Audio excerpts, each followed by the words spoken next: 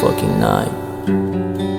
Jimg'o'rliq pastga kirganga agishib, o'chmayga odobatda o'tganni tagishib, agilib ketdi bu zehnimni yiroqqa kechinning surlari kallamni sagitib. Ketsan agaldim faqat azob, ketsan men qayg'uni atab, yetsan arzu armaning g'amida maqsadinga sen nimanchi kazob. God damn, my dream, that's why I have a big plan. Aslimni yo'qotmadim, izchil to'xtamadim. To'xtatmadim ketganlarni qadamini, o'rindab beramadim degan talabini. Bildim chiqishni oqqora tarafini, meni sotqa ishlasaning aman bir ma'adibini. Qarang'uda turib yo'ruqlikni endi ko'rma, kelgan barcha kulbatdaga men yangimni turma. Bilma qandaligimni, xatoligimni demasam u menga o'zim o'rdan bilma. Beg'ishladim sadoqatimni qaytqini nima? Ishimay yolg'on gapni amda menga dema, degan darag'imda juqum o'sib chiqdi jiqmiva. Aman qirg'oq chiqdi maydigan kema. Fucking night.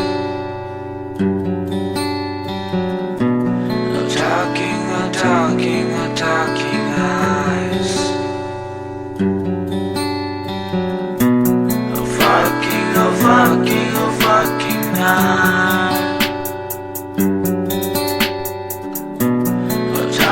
night. Talking eyes.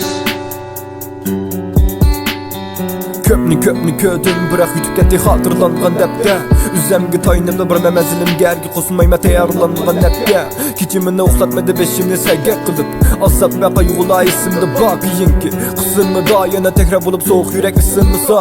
Ag'rimidim tikkan gulumni to'kildi deb, çünkü bahar ketib asta kuz kirgando. O'ylimidim peshanimga tikildi deb, çünkü arzu va tushlarim kuch bergan go.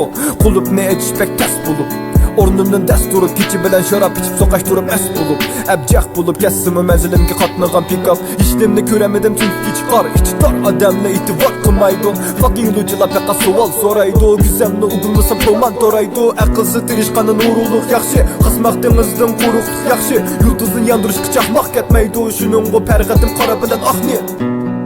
Fucking